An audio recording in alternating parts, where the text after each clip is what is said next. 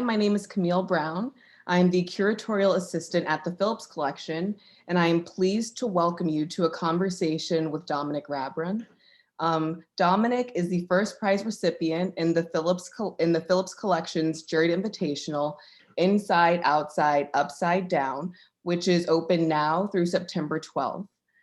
Dominick is an artist, teacher, writer, producer, and director. His work seeks to link and explain the fragmented sections of his unique life and experiences.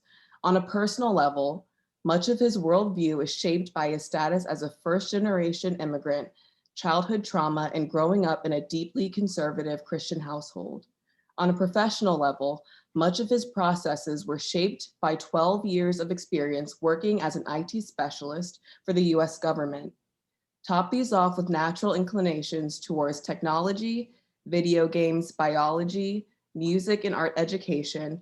At the intersection of all these points, you get Dominick's artistic practice.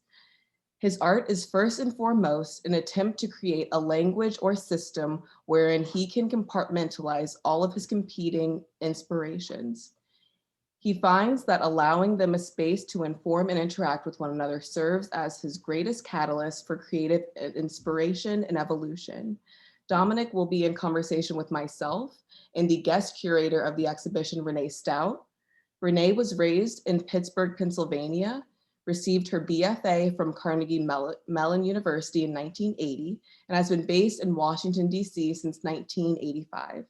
Originally trained as a painter, Stout's oeuvre has evolved to include mixed media sculpture, photography, and installations.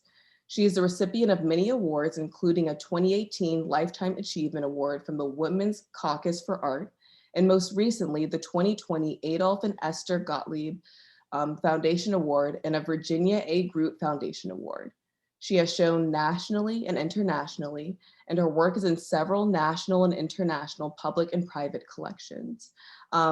Please feel free to add any questions that you have into the chat and we will answer them at the end of this discussion. But first, Dominick is going to share a bit of his work. Thank you, Camille. Hi, everybody. Hey. I'm going to share a little PowerPoint right now that I've made. All right. So this is a brief history of my work from 1988 till now. 1988 is when I was born. I was born in 1988 in Brooklyn to a Haitian immigrant family. In 96, I moved to Maryland, and recurring themes in my work are art as games and games as art, sort of that interplay, music, biology and science, and health disparities amongst Black and underrepresented populations in the US. What moved child me are primarily stories, cartoons, computers, and what run them, the hardware and software. I had a computer in my home when I was very young, which is really unusual in 96, super unusual for a young Black kid who was on welfare. That was kind of a godsend for me to get a really early head start on that sort of thing. Played a lot of video games, and I was multilingual at home. I spoke Haitian Creole and French at home, not Japanese. I learned that later on in life. I don't know why I put that in there. It's incorrect. What informed me when I was a child was I grew up a Jehovah's Witness, so super conservative Christian upbringing. Did a lot of knocking on doors, a lot of post-apocalyptic and apocalyptic Christian iconography, a lot of death and destruction, the world is going to end, rapture, and knocking on people's doors and telling them about these things. I got a studio art degree from the University of Maryland and worked 10 years in IT for the federal government. So a lot of processing, making processes, customer service, which kind of, I think, beat out a lot of my chaotic artistic inclinations, which are still there, but I think it helped me sort of hone them in to neat little boxes. Consistent art practice. I started my YouTube channel, I think it was 2009 or something like that, doing speed paintings, concept art, portraits of internet strangers while I talk to them. So extending those things I learned and got comfortable doing with preaching, but doing it on the internet. I started incorporating my voice into my work. So talking while I was doing speed painting, using my voice as another instrument. Um, I wanted to leave the government very badly. So I was doing art in the mornings and evenings and just doing this very regimented stuff in the middle. So my days would be chaos, a lot of not chaos, and then a chaos at the end. Me trying to create and learned a lot about process and organization and client delivery, like I was saying. This drawing on the left was done in Japan, and this is a digital painting I think I did in something like 2017. It's a portrait. What moved young adult me, so I would say this is like late teens, early 20s. There's a lot of Basquiat, Alice Neal, Picasso, John Singer Sargent. Um, Again, biology and music. And if you can combine all these together, I think you start to get a good picture of what I sort of aspired to be, what I aspired to draw from as my inspiration. Hip Hop RPG was an animated series that I created in 2016. I think it's definitely some of my best work. It was really ambitious and became popular online. Um, and it was a success. It was kind of unfinished. I did 6 episodes, but what I wrote ended up being like it ended up going to like 15 episodes, and I couldn't finish it. But it really encapsulated all my interests. Um, and when I say games as art, art as a game, this animation was about a game that never existed. This was a machine that never worked. It wasn't an actual game that you could play. And I had rappers in it like Kendrick, Tyler, Childish Gambino, and they're stuck in this post-apocalyptic video game world where they had to sort of fight all these aliens and things. So I would incorporate music with my art and portraiture, animation, technology. It's all weaved into this. I quit my day job in, I think it was 2018, and I ran away from IT and federal work, even though I learned so much from it in terms of process and showing up, executing things according to how a client wants it, that sort of thing, customer service. And I am now a full-time artist. My full-time art career, I started to experiment with 3D animation, took a hiatus from my internet show right before COVID, actually. I just wanted to step away from it for many reasons, mostly like mental health reasons. I kind of grew out of it and wanted to reorganize my approach to business in terms of figuring out how to deliver art to clients, how to deliver illustrations while telling my story and making good, interesting, different art, not just giving a client what they asked for, but telling a story around that process of delivering to a client. I My art practice still continued in private, writing more, uh, creating from my perspective and using myself and my life story sort of in the same way I did with hip hop RPG. I call it syncretic digital creation. It's sort of like I think in the past I was hiding a little bit behind using rappers and these other recognizable figures to tell their stories when I have this rich wealth of stuff that I wanted to talk about. So I the verb I use here is avataring myself to the same way I do Basquiat, Neo, Picasso, all these people. And for those of you who are like familiar with Final Fantasy, like adding these characters and me, all these dead artists and me as sort of like party members going on quests and things like that. So COVID time, 2020, lots of therapy, weekly going to therapy, writing about that therapy, writing about my art, and this stuff all got twisted together. And I used Unity, this 3D animation and video game making environment, to continue to push that game as art angle. Did a lot more freelance work, and I was very lucky to do things with like WMATA and the LA Clippers and with the Phillips Collection. I started creating characters or solidifying these characters that had been in my head, like Memory Red, Anxiety Berry, Dr. LaSalle, the Spider Queen, who had previously just been sketches and ideas. I really started to try to write out who they were, what they wanted, and try to use some, I guess, screenplay motifs and tropes to try to lock them down into something that wasn't just something living in my subconscious. So I guess I started creating a pantheon deliberately. And I wanted to write a lot more about my childhood trauma, things that had happened to me that I'd been hiding for a long time, or just feeling guilty about, or feeling like I couldn't share for many reasons. Um, Concepts that revolved around biology, viruses, and how to manipulate biology.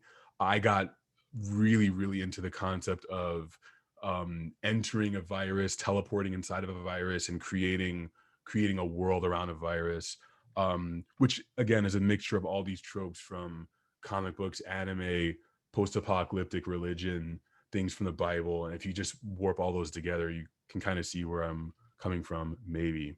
So with this, the piece, Dr. LaSalle, the Spider Queen and Me, this was a, I think, ultimate mixture of everything I mentioned from before, but without me using that facade or mask of other recognizable characters, just using myself and my experiences. So yeah, that's today, 2021.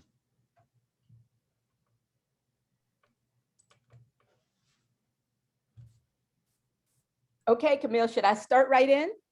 You can start. Okay. Okay, Dominick, for the first question, I'm going to ask you just something very obvious, like why digital media? What made you go in that direction? Like I said before, like my mother bought us a computer. She was really into books and learning. It was super important for her. Education and the gathering. She was greedy for knowledge. She was always in a book. She was one of those people. And again, having the foresight to buy us a computer and a Mac, and I think it was 93 or 94 she bought it for us. And it was just, I took to that thing like crazy. It was just like it was definitely an escape, but it was also just like the computer was kind of like a friend. It knew so many things, and it was just a different world in there. Like I remember how like the exhaust from this fan smelled. Like I was obsessed with that technology, and it just never stopped. Like computers always made sense to me. It always and I think, although I was, trained in doing analog stuff, just like all kids and young art students do, digital is clean. It's just perfect resolution. You don't have to take a picture of it to send it to someone. It already lives in that world. So digital just, it makes sense to me. I feel like, although I'm in like a cusp generation where the internet wasn't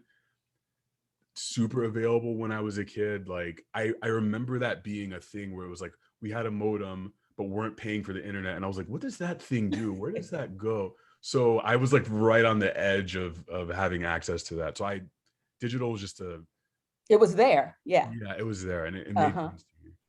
Yeah, and it's like I wonder, because you do mention biology like a lot. Did you have things like chemistry sets and microscopes or anything like that growing up? No, I wish I could say that, but no, I didn't. I remember my mother had like a bunch of books about pills and like encyclopedias she would have around with these great pictures in them. But I was actually not a great science student. I wasn't great in chemistry in high school. And I think I just didn't really see the connection with my childhood and why I should be interested in it until college. I took 2 bio classes. I took an insect biology class and another one that I can't remember. Something about the Chesapeake Bay and like the wildlife there. But I remember being really into that. And it really wasn't until after I graduated where I started being like, there's something here that's really interesting. And you know what else was like, I started making this connection in my mid to late 20s about like how much Basquiat loved like the bones and anatomy, and like while he learned this stuff while he was a child, like bedridden. And I was like, oh, there's a connection here. And me learning more about viruses is very it was something that I would draw a lot of like microbe like objects and things like that before I even started taking biology classes. So yeah. Yeah. And, it's like I have all these questions I want to ask you, and I have, typed them out, but I don't want to keep reading and be all mechanical about it. But I really want to get this out. So I'm going to keep referring to it because I want you to be able to talk about some of the things that I have questions about. Cool. And it's like, it seems to me like you create a lot of snippets, and it seems like you have a million ideas going at once at any given time. Like your brain, I could just tell, it's just like all over the place, taking everything in. You want to do like narratives about everything that, you know, that you can see. And it's like, are all these things parts for different potential videos or narratives? Or are all these things just being thrown out there and suddenly one day you're going to rope them all in for one big epic for something, a story you've been waiting to tell? That's a great question. I mean, it really is like that. It is kind of like it's going constantly. There are always ideas. And I think in some way, like these characters I'm creating are like, they're kind of like vessels. And I think I've always had issues like compartmentalizing things where I'm kind of like, this is this and this is this. And it's hard for me to think about things being on the in between. But characters are really good and easy way for me to sort of compartmentalize. Okay, well, Dr. LaSalle will just handle biology. Him and the Spider Queen can handle biology. I have this other character, Danse Macabre, who can sort of handle music, but they're all in the same superhero group, which is to say that I'm actually writing a novel about this stuff right now. And the idea is that if I have this group that are like Black X-Men, then I can sort of have these characters represent all this stuff that I want to talk about, where it's like, if I have this character who's super religious and grew up in an unnamed Christian cult, then it's sort of like, then I can talk about my childhood through them. I don't know if that answers your question. It's like, no, it does answer the I'm question. trying to harness all of them. No, it does answer the question. And first of all, I want to know, are you Dr. LaSalle? That's crazy. No, because I'm not a doctor. That would be so cool. Like if I could just snap my finger and just be like, gain like knowledge from any realm. I would love to have like complete epidemiological, like surgical knowledge. That would be great.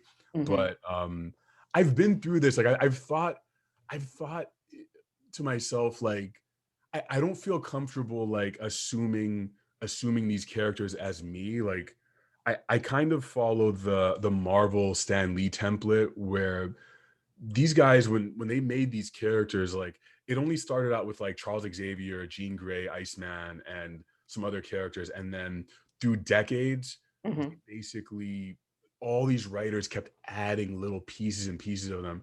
But it's always the same thing at the core. Like Cyclops is a guy who's a control freak and he shoots things out of his eyeballs at his core. And I guess that's what I'm trying to do, is like hopefully make some kind of legacy with these characters, so that if there are other kids out there who like are like me or from the same perspective as me, they can maybe become a little bit of Dr. LaSalle. Like the short answer to your question is like, I am all these characters. Like they're all me, kind of. Yeah. And it seems like to me through these characters, from what you just said, that the characters become a way for you to just process things that you're dealing with in life and certain kinds of things. And the characters are the compartments, and they deal with certain things. And one of the things I wanted to ask you about also are some of the characters based on like maybe friends, close friends maybe that you have, where maybe the friends themselves might be going through something that you connect to, and then you incorporate them into these, these characters and process these feelings and emotions through that, with your group of people. Yeah, absolutely. I pull from everything. I think these characters are mostly me, and I would say like the second ring of influences are like family members. Unfortunately, like in Haitian culture, like families don't really, at least my family, are very tight-lipped, don't really talk about traumatic things that happen. So it's sort of like, for me, the kind of person who's just asking questions and wants to talk through everything, it's kind of like I'm left to just process these things. So like the Spider Queen especially is kind of like, I feel like she's like my answer to, or me engaging with all of the Haitian women who raised me when I was a kid, and all of their successes and failures and mental illness that was untreated. It's all sort of packed in there from how I could see it. But yeah, definitely all my friends. They're all kind of components like put into there, but it's mostly me and my family, I would say. Okay. Well, let me ask you this. It's like, I watched a video of you on YouTube painting and drawing in your sketchbook, and you talked about how at that point in time when you were working on that particular page that I was watching you work on, it was about, being influenced by Yo-Yo Kusama and thinking about her work and that kind of thing. But I wondered about how, I love John Singer Sargent. As a painter, Oh yeah. I'm like, oh my God. Of course, yeah, he's a painting god. Yeah. Right, exactly. And one of my favorite paintings has always been Madame X. Ah, yes. And for many reasons, but I won't go off on that tangent. Right. But I want to know why she became the sort of avatar or the metaphor for your Spider Queen. Why Madame X? How do you feel about that painting? And what was it about it that compelled you to want to incorporate it into the video and make her that sort of heroine in your narrative?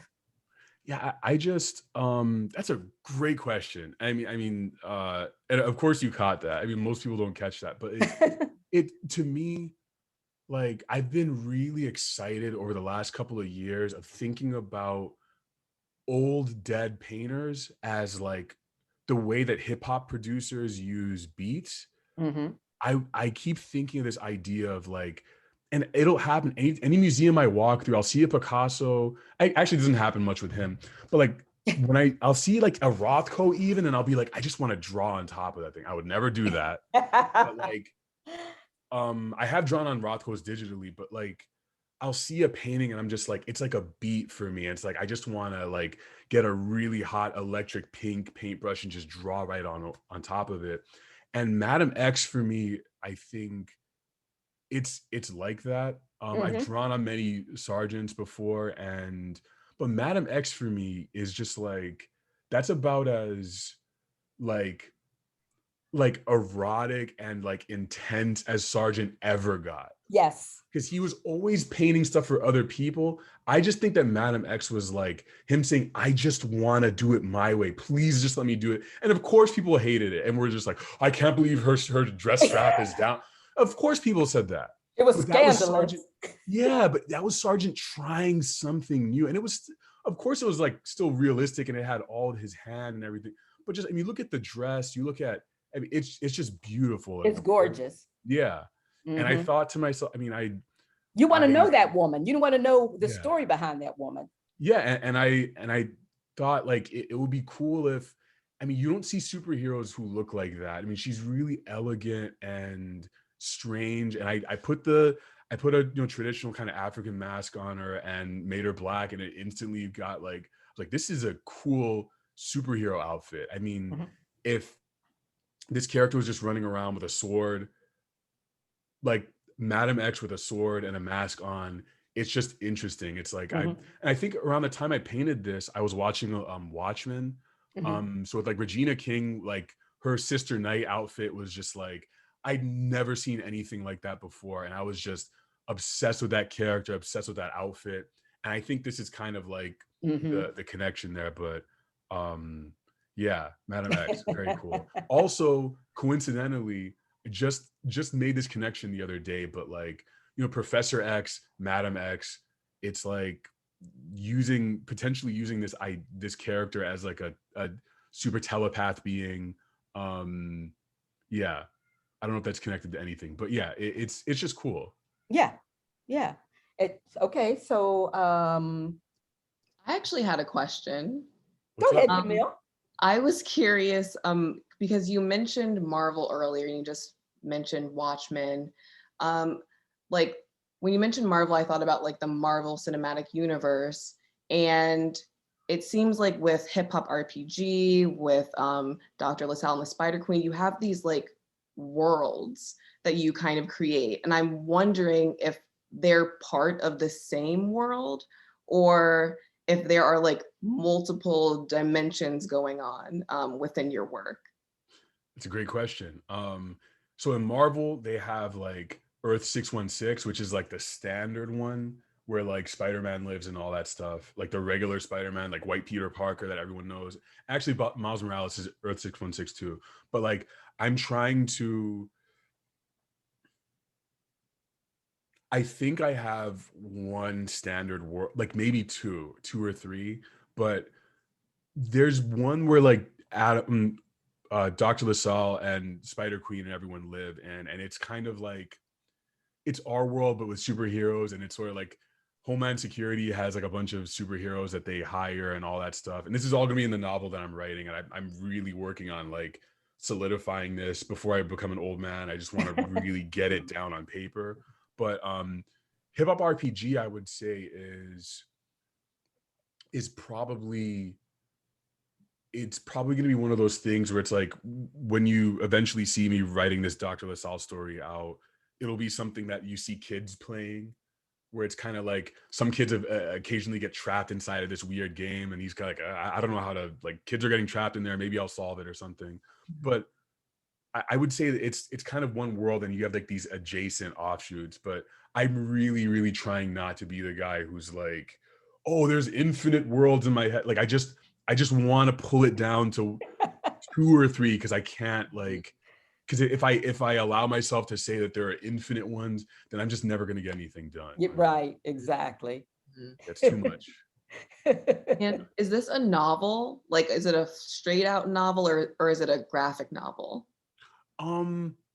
I'd say it's like somewhere in between those two. It's not a comic book. It's not like traditional panels. Like I'm writing it out. Like I've got like 48,000 words right now. It's like on the first draft. It's very different from how I've ever created things. Usually I start with the image, but I found that I get trapped a lot in that, and it's hard for me to finish a story. So I wanted to try writing it traditionally and then just saying the end and then illustrating on top of it. So it's going to be a novel first, and ideally I could just hand it off to some talented animator or director to do something with it visually. But I see it like a movie in my head, but and then I just I see and hear the movie and then I just write it down. So yeah, in its purest form, it would probably be like a video game with a some kind of like text accompaniment. But I think I never said this before, but it would be like a video game that you play in a hospital or something. I think that would be like the ideal place for this thing to live. Why? Because of hospital. No, Camille. No, because of Doctorless. Because the short premise of this is like I'm kind of obsessed with this idea of what happens to superheroes after a fight. Like, where do they, like, I want to know, the kind of thoughts I have is like, where do superheroes like OBGYNs live? Like, what is that like? Where do they go when they need therapy? Like, so I'm writing about this hospital where these superheroes operate. And through that, I think hopefully, I can talk about health disparities and what it's like to be a Black person talking to these doctors who are like, we're kind of distrustful of them and you're supposed to believe everything they say. And like, so that's why I would want it to exist in a hospital, because hospitals are like very sterile. The kind of art you see in the hospitals are it's like, it's like a template. It's very simple, beings with no faces. It's like, I want hospital art to get weirder. I want it to like be weird, like what's inside of our bodies, Yeah. Hospitals should be weirder a little bit. Healthcare shouldn't be weird, but I like the art you see on the walls. I'd like for it to be a little more challenging and not just like a forest or something, whatever you see in a hospital. Not that forest paintings are bad. I don't know. One of the things I wanted to ask you about is, like you mentioned, growing up Jehovah's Witness. And was there any conflict in your household with you wanting to do art? Because I had a friend who grew up Jehovah's Witness, and one of the hard things for him was that his mother did not approve of him being an artist and a break dancer, because he grew up in the 80s. He was break dancing, and she was like, and he went all over the world doing that, and that wasn't something she approved of. And so I want to know if you had any issues with that once you showed that you were, artistically inclined, and whether that, was a conflict. There were definitely conflicts. Like, I was raised by my aunt, and she was accepting of art as a hobby, as long as things didn't get too demonic or too dark. Like, if things started getting like, if things started looking evil, then she'd be like, that is demonic, don't do that. So I would learn to like, I would draw things that would like be okay, so that she wouldn't like complain about it. But it was never, so it was acceptable as a hobby, as long as it wouldn't get too dark, or I wasn't expressing anything that was like, God forbid, like sexual or like violent or anything like that.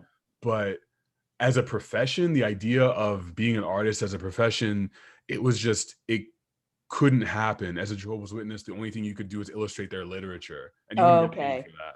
Yeah. So that was something I always thought about as a kid, and it really stressed me out. I was like, I'd be in church and think to myself, all I want to do is draw like Hulk comics and stuff. I want to draw anime, but people fight in anime, and people sometimes have sex in these things, and there's demonic presences, and Jehovah's Witnesses don't like that. So there was a lot of internal conflict, and I mean, obviously I rebelled and left and all that stuff, but yeah, a lot of internal conflict. And it was just something like, even art making was like, I was like, oh, Dominic does a hobby, he does this, like, that's cute, you draw, okay, like make sure you go to college and get a real job, you can't do this for a living. So yeah. So having been raised Jehovah's Witness and talking about going door to door and expressing those ideas of the apocalypse to come, it's interesting. You talk about the video games, and a lot of the video games that are really interesting are the ones that are post-apocalyptic. Do you see a direct sort of correlation between having grown up with the idea of the impending apocalypse and the idea of these games? Was that an influence on why you were drawn to those kinds of games? I mean, absolutely. I think it was me processing my reality. It's like, I saw and experienced things when I was a kid that no kid should experience, like my parents dying and seeing that and being like, no one's talking to me about this besides saying sorry. It's like, right. So I'm kind of like, all right, that's apocalyptic in itself. And then I'm going to church, and it's like, everyone who's not in this church is going to die and be in a major hellfire, mind you, within the next 5 to 10 years. So all your friends are all going to burn and die. So I'm like, like, okay, there's death in real life, and they're telling me there's more death. And then they're like, oh, we're going to be in a paradise, and then there's going to be more death after that. And I'm like, okay. And these illustrations they had in these books were like, by the way, super beautiful, really beautifully rendered paintings of people running away from hellfire and just demons coming out to eat them and stuff. And it's like, I'm a kid looking at all of these things. And yeah, I took to reading Stephen King novels very early, and it was kind of comforting to me. I was like, oh, this guy gets it. This is good. So yeah, it's when I talk about post-apocalypse and I explore that in games, this is territory that like mentally is like super like the horror genre, the post-apocalypse genre for me is like, it's oddly comforting and familiar. It's familiar. Yeah, very familiar. Yeah.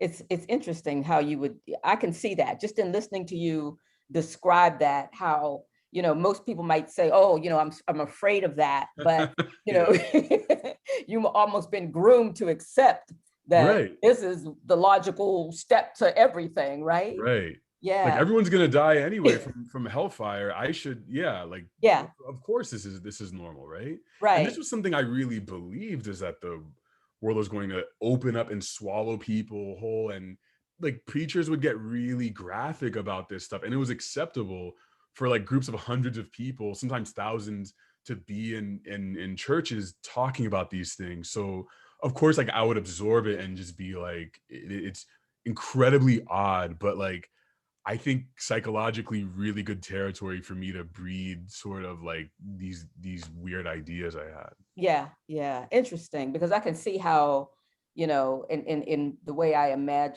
try to imagine myself as a child. I think that, you know, when you're a creative person, I don't think you ever lose what you originally had as a child. I think you're every age you've ever been when you're an artist. You are able to access that because that's what you draw on. You Right. know, I don't feel like I could be an artist if I was permanently in my 63-year-old self. I mean, you know, it's like I have to be able to move all around through all those ages, go back to childhood. And so I can see how, you know, that kind of thing, you could continue to draw on it, even though you've distanced yourself from it in a certain kind of way. Yeah, I have And to, because I mean, a yeah, lot of it's painful and it's unfortunate. Like I relate so much to what you're saying about diving through different ages, because I mean it's kind of like where your power comes from. Comic mhm, book reference. It's like Iron Man has the arc reactor in his chest, and it's like he's pulling from this energy, and I really relate to that because it's like unfortunately it's and maybe fortunately it's like it's an artist power. It's like traumatic experiences. It's like it happens to you, and at some point you get enough distance to be able to go back into that basement and just claim it for your own and take pieces of it in yeah, order to use that. Ideally that's what you're able to do, but right, it can also be kind of damaging, and like you kind of learn these things through therapy of like you don't want to have an unhealthy relationship, like feeling like you have like you must be that person and you can't let go of things. But that's what I still struggle with that all the time.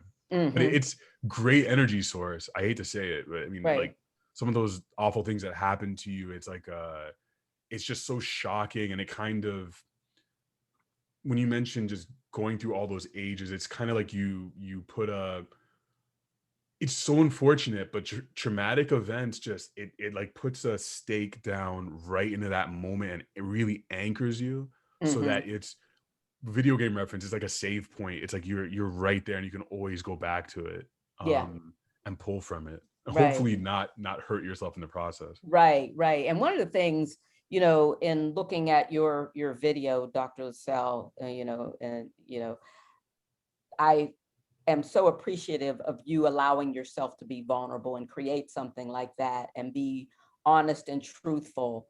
Because for me, as a viewer, you know, that's the kind of art that I appreciate at times like these, that gets real, you know, that a human being is getting real. And when that happens, you know, you connect with somebody in a certain kind of way. You know, somebody's not trying to sweep something under the rug or be tough and all that kind of stuff.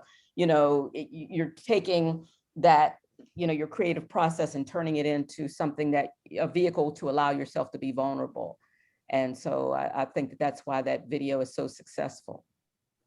Thanks. I appreciate it. It was just as I was making it, I was just terrified the whole time because it's just stuff that like I could have continued making things that were like pretty or aesthetically pleasing and just like don't let them see that part. You can tell them a little bit. You can say childhood trauma, but don't say what really happened. You can say Yeah, you're sad, don't say why you're sad. So just giving that distance, and I was sick of it. I was sick of that distance, and I just wanted to be like, okay, let's just get this out because I'm I was just afraid of saying the thing that I ended up saying, but also afraid of not saying it. right, And right. because I think there are a lot of people who don't have this platform, you know, who don't have, you know, the ability to, who don't have the voice to say things Mhm. to and project what they've gone through. And unfortunately, like the stuff I went through, a lot of people have experienced it, but like I don't see that story out there a lot. Yeah.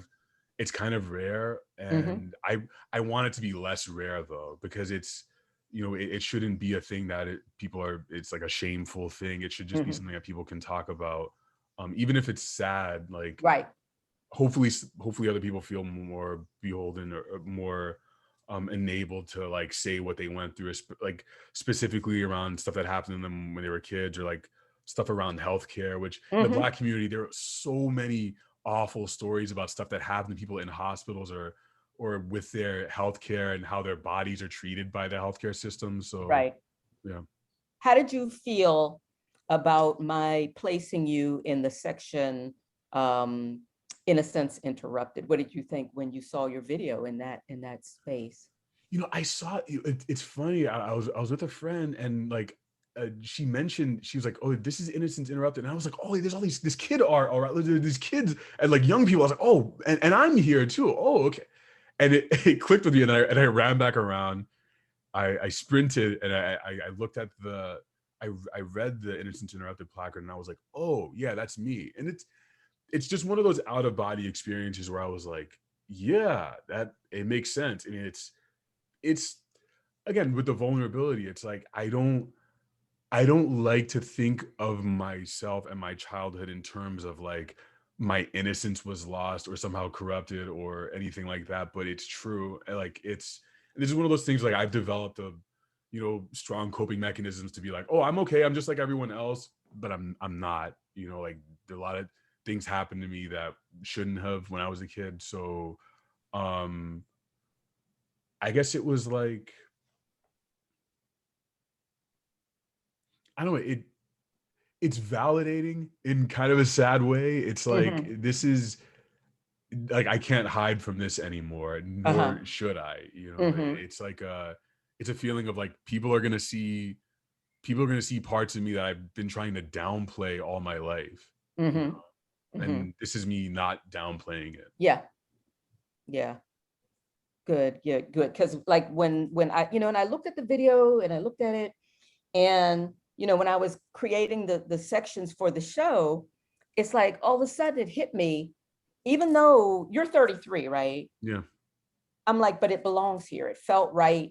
And one of the things that I was thinking about is like, even with the Breonna Taylor piece there, she wasn't a child either, but she was a young adult making her way in the world and figuring out who she was. And then her life was cut short. And that's why she's in that section too. So it's not just about, tiny children who are looking at what's going on and feeling confused and, and having their innocence disturbed.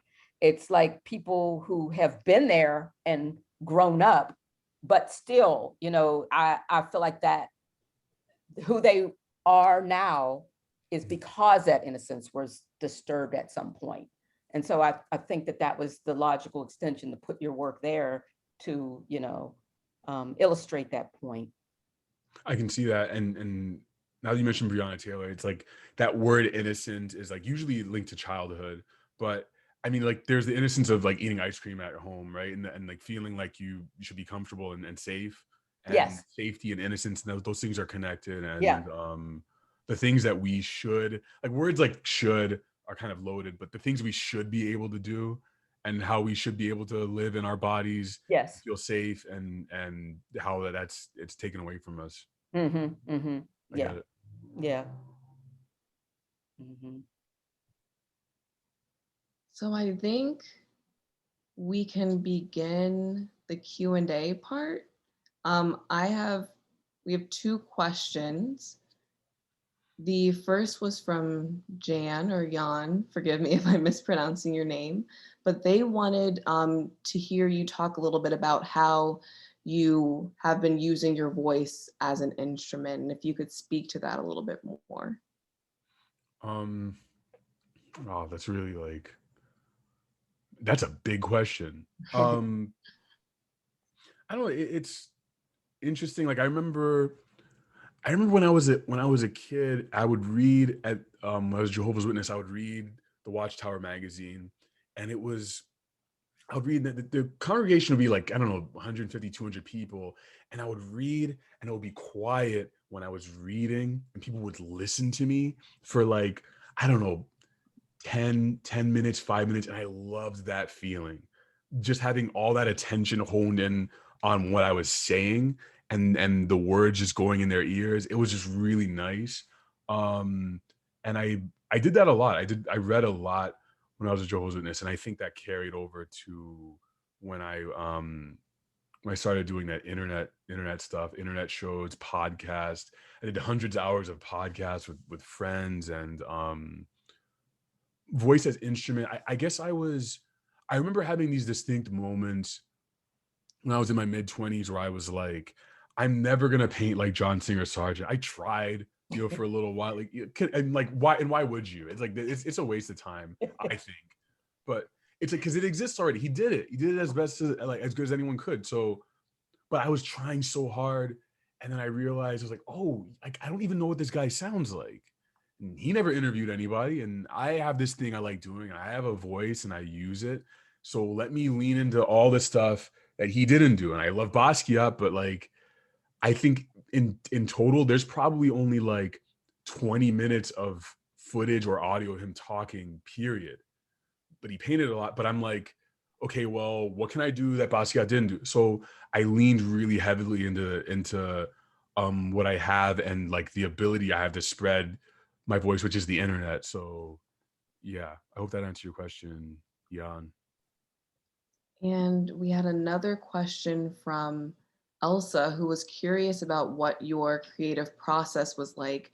And she talks about how your works are vibrantly colored. Wanted to know how you approach color. Yeah, when I was a kid, I used to do a lot of pencil sketches and pencil drawings, a lot of black and white, like you saw in the presentation. And in college, I sort of started stepping out of that. When I would draw these manga, I would color manga chapters. So like in Japan, like the manga chapters would come out, and then people all around the world would just color them using Photoshop. So I would start with that. And that was kind of my intro to coloring.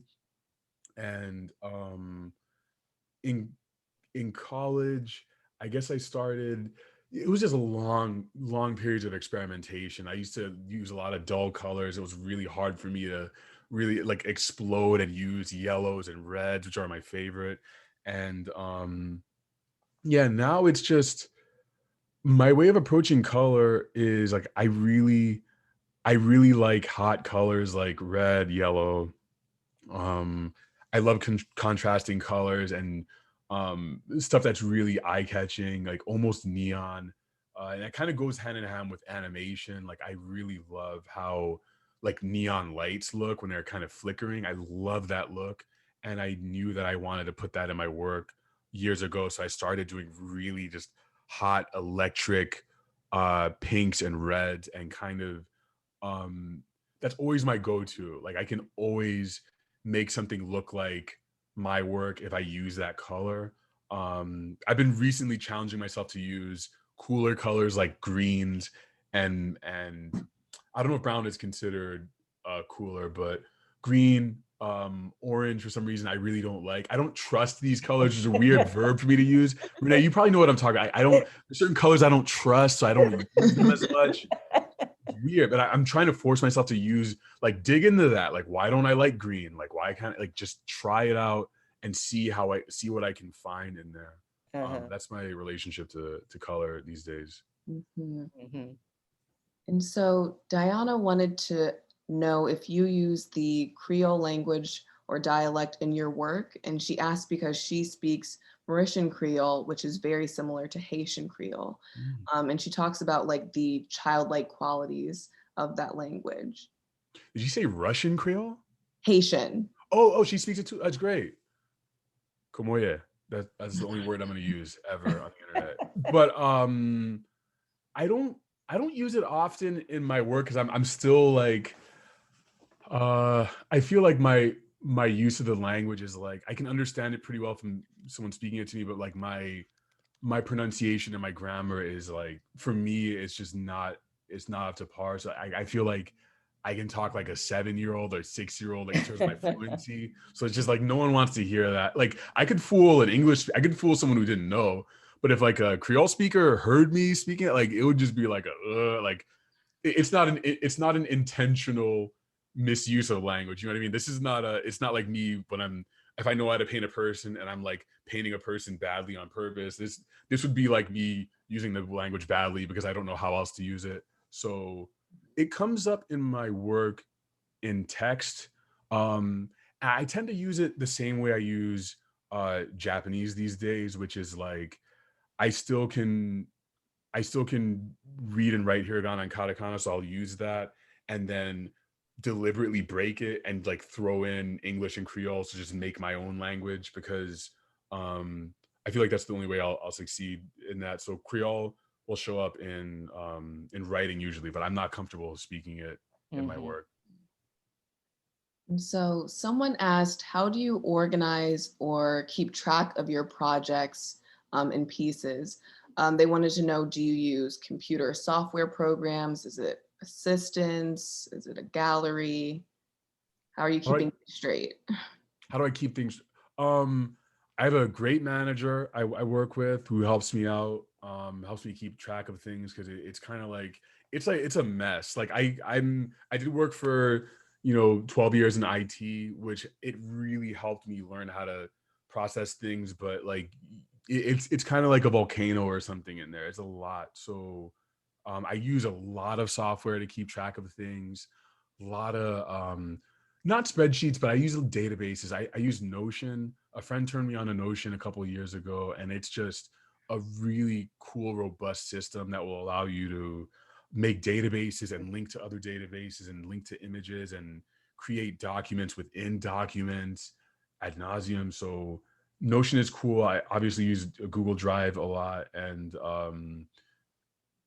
yeah, it's not really that interesting. I use all softwares that I can, spread a lot of spreadsheets, emails, um, and hopefully at some point in the near future, I'll have some assistants to help me, and so that I don't lose all the stuff that's in my head, 'cause there's a lot in there. So, and a lot of paper. I mean, that's like my primary way of keeping track of things. Like I probably have like 100 sketchbooks at this point, probably more than that, just filled with notes, so many notes. And I think that's like my go-to to try to remember stuff later. It's like I'll just write it down now and it'll probably come up at some point. But my process of archiving is not great, so I have to learn to revisit my notebooks because I love writing down ideas. I hate going back to read them. It's awful. I know the feeling. Yeah, it's because I feel so great and accomplished. Like, yes, I'm writing this down, and then I never check. Like, I just fill up these sketchbooks, and just it's so hard to go back. Would you ever like write something in a sketchbook and then revisit, a sketchbook you may have made a couple of years ago and like, oh my God, that idea is great. I should have been doing that, right? Yeah, and sometimes it'll. I notice I'll be saying the same things to myself over and over again, and it's kind of like I mentioned like stakes earlier. I think it's kind of like your brain being like, this is important, remember Yeah. this. But then you have to trust yourself enough to go back and trust your old self who's literally telling you the thing. It's telling you what you need to do, but like, I mean, then you gotta go back and read your old stuff. And then it's just all the negative thoughts are jumping at you. And it's like, oh. So there are two more questions. I think we can get to like two questions. Cool. The next question is, someone wanted to know how your Haitian heritage has informed your work, and they wanted to know if you could speak a little bit more about this Japanese connection. My Haitian heritage, I think, has informed my work in so many ways. Like, I mean, it's my DNA. It's like I can't get away from that. There are things that I think I'll spend my whole life probably trying to understand and sort of like it was everyone at home who raised me, they spoke different languages, like they had thick accents. We didn't eat the same foods everyone else did. There are ways even in which our household was run that was different from all of my other friends. So like that's, I mean, when you talk about heritage, I mean, you gotta take into account, it's like how are you taught to interact with authority figures? How is education presented to you? How are you and this is an unfortunate aspect of it, but sort of like there was a lot of prejudice towards certain communities that were already existing in the US, kind of a rift between like immigrant cultures and like African American cultures that I got like inundated with at home. Music was major, and there's stuff like, I mean, I don't actively listen to compa. I'm not like a huge fan of it, but like I love like electric piano, organ. And this probably ties into like the Christian stuff too, but there are certain sounds Like when you hear Haitian music, that stuff is like, it's in my bones, like no matter how I try to escape it. And the stuff that you hear, and like when I was in Haiti, actually both times I've been to Haiti, like they have funeral bands. Like when people die, they have bands that play like slow funeral processions up and down the street. And I just get it. It just makes so much sense. And I wish they did it here, but just like the way those trumpets are played, the way that Haitian melody is orchestrated, the way Haitians paint, it all makes sense to me. And it's yeah, it has majorly affected how I view the world. And I'm working on connecting more to that as an adult, whereas I think I probably tried to separate myself from it when I was a kid, which leads me to the Japanese, which I grabbed onto that really, really hard when I was a freshman in high school. I took 4 years of Japanese, and that was just such a great experience for me to take on a different language. And I installed that into my brain really well, and it just allowed me to see things a little more differently. And I'd never written with I think they call them Roman characters. I'd never written with any other characters before, so it allowed me just another way to see the world, another way for me to interact with things from a culture and a language that was, I mean, it's about as far as you can get away from Haiti, right? I mean, like even geographically, it's on the other side of the planet, right? So that I think really it helped me also understand a lot of media that I just love, the video games and anime. And I like the majority of the computers and computer and video games that I was playing were made by Japanese developers. I loved like Japanese video game music and stuff like that. So I think that also drew me closer to understanding that a little bit more of like the people and the culture that created these artworks that I really, really loved, and being able to merge that with what I already knew. So it's still something I'm learning to mix up. Okay, we have literally 2 minutes left. I'm gonna ask a question very quickly. So the we're celebrating our 100th anniversary. How do you want your work to be remembered in 100 years? And is there a work that you feel tells this story the most clearly? Quickly. Believe it or not, that was my last question. I was going to ask that question. That is wild. Now, this is one of my favorite things to think about, is what life will be like after I'm gone. So this is 2121. I would want for my work to be experienced or understood as like, it sounds crazy, I'm just gonna say it, but it's like if you could enter someone's body like Magic School Bus style, and like see a virus or a cell or anything, and sort of engage with that, and if there was art embedded in that stuff, I would like for my work to be connected to that idea, especially with Black people, like for our bodies, what's inside of us, what's inside of our DNA, to be these places you can go to, for us to go to ancestrally, travel through, gather stuff from. I would like for my work to have been something that encourages people to think that way. And I really think Dr. LaSalle and the Spider Queen is a good entry point for me to talk about that. Maybe in 100 years, people will see that as an entry point. Mm-hmm. Amazing. Thank you, Dominic. Thanks. Thank you, Renee. Thank you, everyone. Camille. Thank you, Renee. Thank you Dominic. so much. This was awesome. Thank you, Camille. Thank you, everyone who came through, Miguel and Phillips and everybody. Thank you. All right. Have a good night, everyone. You too. Bye, y'all. Bye.